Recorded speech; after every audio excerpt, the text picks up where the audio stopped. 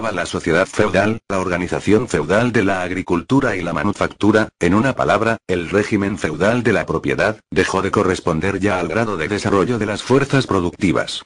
En lugar de propiciarla, frenaban la producción.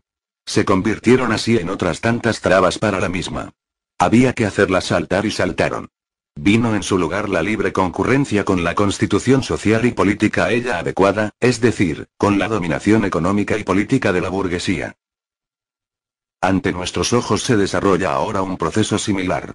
Las relaciones burguesas de producción e intercambio, el régimen burgués de propiedad, la moderna sociedad burguesa que ha sido capaz de crear como por encanto tan colosales medios de producción y transporte, se asemeja al encantador incapaz de dominar los poderes infernales por él conjurados.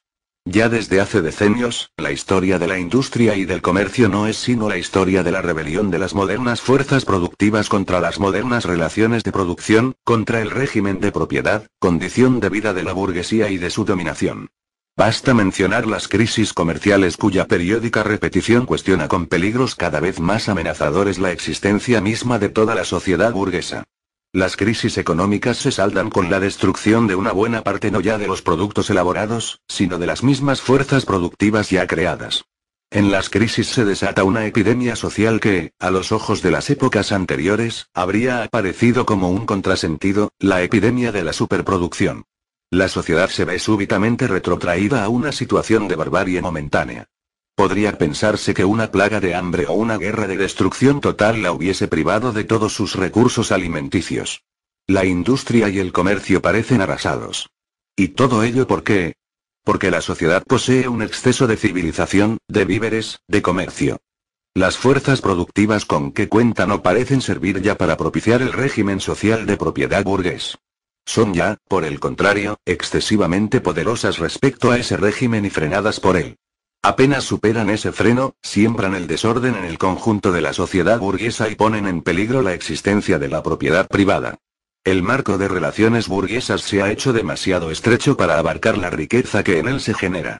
¿Por qué medio supera las crisis la burguesía? Por una parte, mediante la destrucción forzosa de una masa de fuerzas productivas. Por otra, mediante la conquista de nuevos mercados y la explotación más a fondo de los existentes. Bien mirados, estos medios equivalen a la preparación de crisis más amplias y violentas y a la reducción de los medios para prevenirlas. Las armas con que la burguesía abatió al feudalismo se vuelven ahora contra ella misma.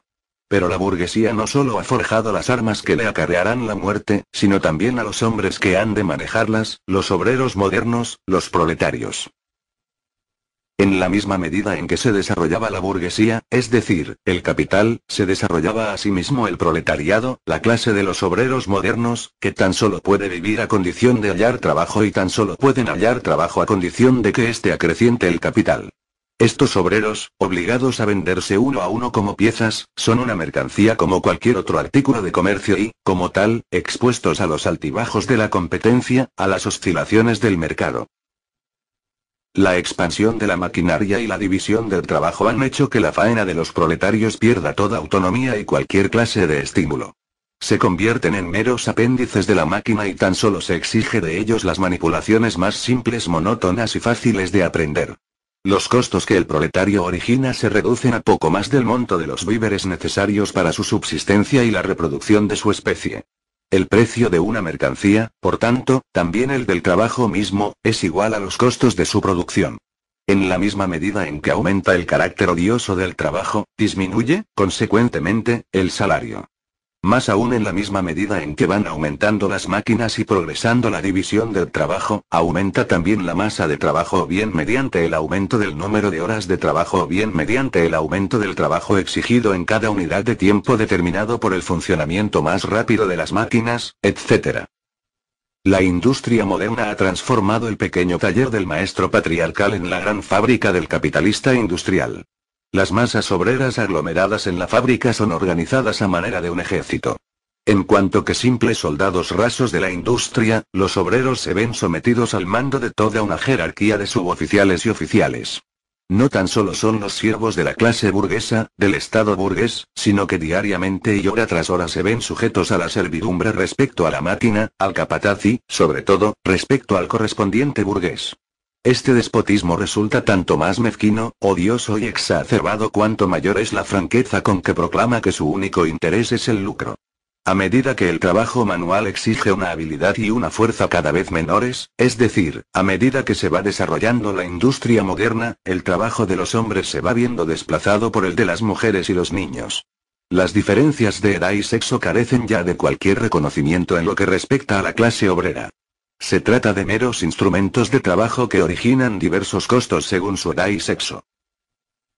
Apenas acababa la explotación del obrero por el capitalista, de modo que aquel pueda percibir su salario en mano, los otros representantes de la burguesía caen inmediatamente sobre él en forma de propietario de la vivienda, de tendero, de prestamista, etc. Las capas sociales medias hasta ahora existentes, pequeños industriales, comerciantes y rentistas, los artesanos y los campesinos, descienden socialmente hasta integrarse en el proletariado. Ello sucede en parte por el hecho de que su pequeño capital resulta insuficiente para la explotación de la gran industria y cae, así, víctima de la competencia con los capitalistas más poderosos. En parte, porque su habilidad productiva queda desvalorizada por los modernos procesos de producción. De esta forma, el proletariado se recluta a partir de todas las clases de la población. El proletariado recorre varias etapas de desarrollo. Su lucha contra la burguesía se inicia con su propia existencia. Al principio lucha el obrero aislado. Después, los obreros de una fábrica. Seguidamente, los obreros de todo un ramo productivo local contra el burgués individual que los explota directamente. Lanzan sus ataques no solo contra las condiciones burguesas de producción, sino contra los mismos instrumentos de trabajo. Destruyendo las mercancías de la competencia, destrozando las máquinas e incendiando las fábricas, tratan de recuperar la situación, definitivamente desaparecida, del obrero medieval. Durante esta fase de desarrollo, los obreros constituyen una masa extendida ya por todo el país y desunida por la competencia. La cohesión de las masas obreras no resulta todavía de su propia unión, sino que es consecuencia de la unión de la burguesía, la cual, para conquistar sus propios objetivos políticos, se ve obligada a movilizar el conjunto del proletariado, cosa que consigue de momento. En esta fase pues, los proletarios no compiten contra sus enemigos, sino contra los enemigos de sus enemigos, los restos de la monarquía absoluta, los latifundistas, la burguesía no industrial, la pequeña burguesía. De esta forma, toda la iniciativa histórica se concentra en manos de la burguesía. Toda victoria así obtenida es una victoria para la burguesía. Con el desarrollo de la industria, sin embargo, no solamente aumenta el número de proletarios, sino que se aglomeran en masas mayores, creciendo su fuerza y la conciencia de la misma. Los intereses y las condiciones de vida se igualan paulatinamente en el seno de la clase proletaria a medida que la maquinaria va borrando las diferencias entre un trabajo y otro y rebajando el salario al mismo nivel en casi todas partes. La creciente competencia de los burgueses entre sí y las crisis comerciales que de ello resultan someten el salario del obrero a fluctuaciones cada vez mayores. La incontenible y progresiva mejora de la maquinaria hace cada vez más inseguras sus condiciones de vida, de modo que los enfrentamientos entre cada obrero y cada capitalista por separado van adoptando cada vez más el carácter de colisión entre dos clases. Los obreros comienzan a formar coaliciones contra los capitalistas agrupándose en defensa del salario de su trabajo, llegan incluso a crear asociaciones de carácter permanente al objeto de acumular reservas en prevención de futuras rebeliones. En algunos sitios, la lucha desemboca en auténticos motines. De vez en cuando, los obreros consiguen la victoria, pero tan solo transitoriamente. El resultado más genuino de su lucha no estriba en el éxito inmediato sino en la ampliación, siempre creciente, de la unión entre los obreros. Esa unión se ve propiciada por los crecientes medios de comunicación producidos por la gran industria, que permiten establecer contacto entre los obreros de las diversas poblaciones. Basta precisamente este contacto para que las diversas luchas locales, que en todas partes poseen la misma naturaleza, se puedan centralizar en una lucha nacional, de clase. Toda lucha de clase es, sin embargo, una lucha política. Gracias al ferrocarril, los modernos proletarios están en situación de conseguir su unión en unos cuantos años, mientras que los burgueses de la Edad Media, con sus caminos vecinales,